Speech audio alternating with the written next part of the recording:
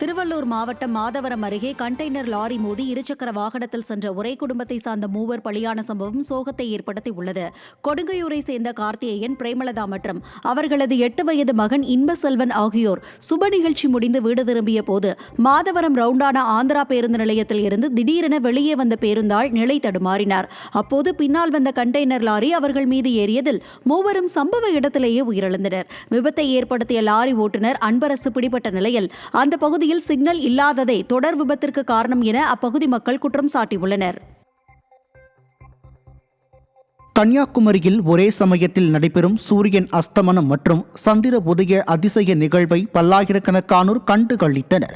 சித்ரா பௌர்ணமி தினத்தின் சிறப்பாக மாலை 6 மணியளவில் மேற்கே அரபிக்கடலில் சூரியன் மறையும் போது அதே நேரத்தில் கிழக்கே வங்கக்கடலில் சந்திரன் உதயமானது. மஞ்சள் நிற பந்து போல் சூரியன் கடலில் மறைவதும் நெருப்பு பந்து போல் சந்திரன் வானில் எழுவதுமாக ஒரே நேரத்தில் நிகழ்ந்து சுற்றுலா பயணிகளை மகிழ்ச்சியில் ஆழ்த்தியது.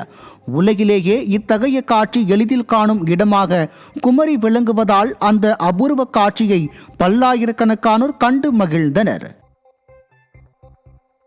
திருப்பத்தூர் மாவட்டம் வாணியம்பாடி அருகே ஆட்டோ மீது மரம் விழுந்து விபத்திற்குள்ளானதில் 5 பேர் படுகாயமடைந்தனர்.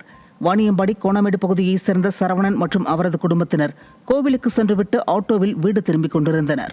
வாணியம்பாடி புதூர் மசூதி அருகே தேசிய நெடுஞ்சாலையில் ஆட்டோ வந்தபோது மரம் ஒன்று திடீரென ஆட்டோவின் மீது சரிந்து விழுந்துள்ளது. இதில் ஆட்டோ ஓட்டுநர் சிதம்பரம் உட்பட ஆட்டோவில் இருந்த 5 பேரும் இடிபாடுகளில் சிக்கி காயமடைந்தனர்.